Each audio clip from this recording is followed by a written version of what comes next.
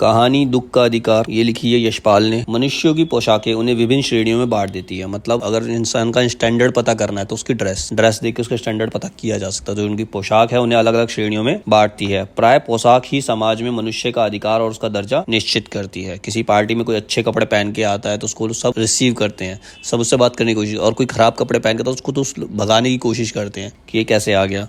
तो पोशाक ही इंसान का दर्जा निश्चित करती है कि वो किस लेवल का पर्सन है, उसकी पोशाक से पता चलता है। वह हमारे लिए अनेक बंद दरवाजे खोल देती है, परंतु कभी ऐसी भी परिस्थिति आ जाती है कि हम जरा नीचे झुककर समाज की निचली श्रेणियों की अनुभूति को समझना चाहते हैं। उस समय ये पोशाक ही बंधन और अड़चन बन जाती है। जब हमें नीची जाति के लोगों को समझना है, गरीब लोगों को समझना है, तो हमारी पोशाक जो होती है उसके बीच में अड़चन आती है, क्योंकि वो लोग हेजिटेट करते हैं बात करने में ऐसे लोगों से। जैसे वायु की लहरें कटी हुई पतंग को सहसा भूमि पर नहीं गिर जाने देती, उसी तरह खास परिस्थितियों में हमारी पोशाक हमें झुक सकने से रोके रहती है। जैसे हवा चलती है तो कटी हुई पतंग एकदम से जमीन पे नहीं गिरती, तो उसी तरह से अगर हमारे पास पोशाक है, हमारी पोशाक अच्छी है, तो हम पे कितनी बड़ी मुसीबत आ जाए तो एकदम से इंसान टूटता नहीं है। ठीक है, उसको रोकती है, झुकने से रोकती है। बाजार में फुटपाथ पर कुछ खरबूजे डलिया में और कुछ जमीन पर बिक्री के लिए रखे जान पड़ते थे। खरबूजों के समीप एक अधेड़ उम्र की औरत बैठी रो रही थी। खरबूजे बिक्री के लिए थे, पर उन्हें खरीदने के लिए कोई कैसे आगे बढ़ता। मतलब एक बूढ़ी औरत खरबूजे बेचने के लिए रोड पर बैठी हुई है। अब वो क्यों खरबूजे बेच रही है उसकी मजबूरी के बारे में बताता है इसके अंदर। खरबूजे बिक्री के लिए थे, परंतु उन्हें कोई खरीदने के लिए कोई कैसे आगे बढ़ता। खरबूजों को बेचने वाली तो कपड़े से मुंह छिपाए सिर को घुटने पर रखे फफक फफक कर रो रही थी। बेचारी खरबूजे तो बेच रही थी, लेकिन वो अपना मुंह छुपाकर रो भी रही थी। पड़ोस की दुकानों के तख्तों पर बैठे या बाजार में खड़े लोग घृणा से उस स्त्री के संबंध में बातें कर रहे थे। लोग उसको नफरत भरी नजरों से देख रहे थे, उसके बारे में बातें कर रहे थे। उस स्त्री का रोना देखकर मन में एक व्यथा सी उठी, पर उसके रोने का कारण जानने का उपाय क्या था। मैं जानना चाहता था कि वो क्यों रो रही है। उसके अंदर बेचैनी होने लगी लेखक के अंदर। फुटपाथ पर उसके समीप बैठ सकने में मेरी पोशाक की व्यवधान बन खड़ी हो गया। मैंने इतने अच्छे कपड़े पहने थे कि उसके बगल में बैठकर उसके बारे में पूछ नहीं सकता मैं। एक आदमी ने घृणा से एक तरफ थूकते हुए कहा, क्या जमाना है, जवान लड़के को मरे पूरा दिन नहीं बीता और ये बेहया दुकान लगा के बैठी है। मतलब उसका लड़का मर गया है, फिर भी वो खरबूजे बेचने आई है, क्योंकि उसके पास उसकी अर्थी के पैसे नहीं है इसलिए। लेकिन लोग उसको नफरत भरी नजरों से देख रहे हैं। उसका बेटा मर गया, लेकिन उसको अपनी दुकान की पड़ी है। दूसरे साहब अपनी दाढ़ी खुजाते हुए कह रहे थे, अरे जैसी नीयत होती है अल्लाह भी वैसी ही बरकत देता है। सामने के फुटपाथ पर खड़े एक आदमी ने दिया सलाई की तिल्ली से कान खुजाते हुए कहा, अरे इन लोगों का क्या है, ये कमीने लोग रोटी के टुकड़े पर जान देते हैं। इनके लिए बेटा बेटी खसम लुगाई धर्म ईमान सब रोटी का टुकड़ा है। परचून की दुकान में बैठे लाला जी ने कहा, अरे भाई उनके लिए मरे जिए का कोई मतलब ना हो, पर दूसरे के धर्म ईमान का तो ख्याल करना चाहिए। जवान बेटे के मरने पर 13 दिन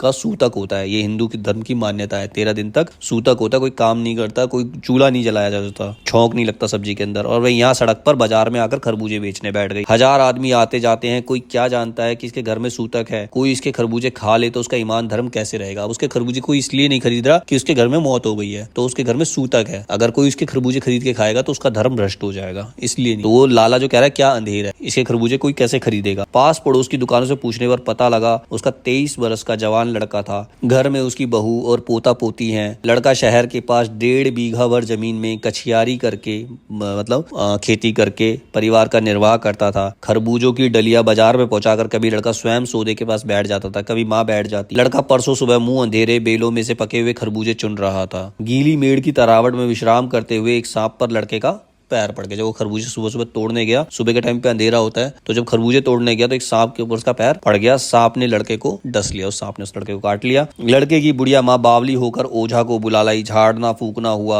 नागदेव की पूजा हुई। पूजा के लिए दान दक्षिणा चाहिए। घर में जो कुछ आटा और अनाज था दान दक्षिणा में चला गया। माँ बहू और बच्चे भगवाना से लिपट लिपट कर रोए, पर भगवाना ने एक दफे चुप हुआ तो फिर ना बोला। भगवाना मतलब उसके बेटे का नाम है, उससे लिपट कर रो रहे हैं। वो एक बार बोला, लेकिन उसके बाद उसकी सांस उखड़ गई। सर्प के विष से उसका पूरा बदन काला पड़ गया था। जिंदा आदमी नंगा भी रह सकता है, परंतु मुर्दे को नंगा कैसे विदा किया जाए। उसके लिए तो बजाज की दुकान से नया कपड़ा लाना ही होगा, चाहे उसके लिए माँ के हाथों की छन्नी ककना ही क्यों ना बिक जाए। मतलब उसके जो जेवर वगैरह है वो भी बिक जाए, फिर भी उसके लिए कपड़ा तो लाना पड़ेगा। भगवाना परलोक चला गया। घर में जो कुछ चुनी भूसी थी सो उसे विदा करने में चली गई। बाप नहीं रहा तो क्या, लड़के सुबह उठते ही भूख से बिलबिलाने लगे। मतलब जो पोता पोती थे, बच्चे थे, बच्चों को क्या पता, बच्चे भूख से रोने लगे।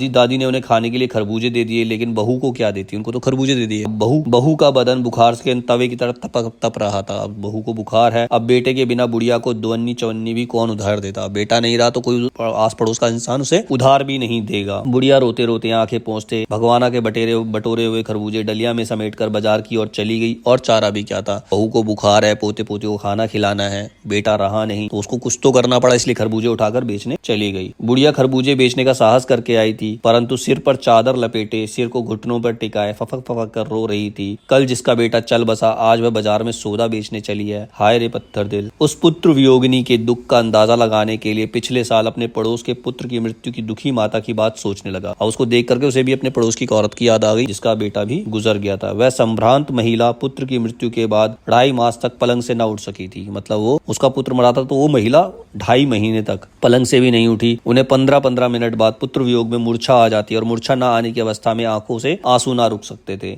2-2 डॉक्टर हरदम सिराने बैठे रहते, हरदम सिर पर बर्फ रखी जाती। शहर भर के लोगों के मन उस सुख पुत्र शोक से द्रवित हो उठे थे। मतलब उसकी हालत देखकर सबको शोक हो, सबके अंदर दुख की भावना जग गई थी। जब मन को सूझ का रास्ता नहीं मिलता तो बेचैनी से कदम तेज हो जाते हैं। उसी हालत में नाक ऊपर उठाए राह चलतों से ठोकरे खाता मैं चला जा रहा था। सोच रहा था शोक करने गम मनाने के लिए भी सहूलियत चाहिए। मतलब दोनों औरतों का एग्जाम्पल दिया है। एक वो बुढ़िया है जिसका बेटा एक दिन पहले मरा है तो खरबूजे बेचने चली गई, और एक वो औरत थी जिसका बेटा मरा तो 2.5 महीने तक पलंग से नहीं उठी। उसको 2-2 डॉक्टर देखने आते रहे क्योंकि उसके पास सहूलियत थी, इसीलिए वो ऐसा कर पा रही थी। और इस बुढ़िया के पास कुछ नहीं था, उसे बहू के लिए पोते पोती के लिए खाने के लिए कुछ चाहिए था, तो उसके पास तो दुख मनाने का भी मौका नहीं था, उसको दुख मनाने का टाइम भी नहीं था। तो शोक करने गम मनाने के लिए भी सहूलियत चाहिए, और दुखी होने का भी एक अधिकार नहीं होता। हर इंसान के पास दुखी होने का भी अधिकार नहीं है।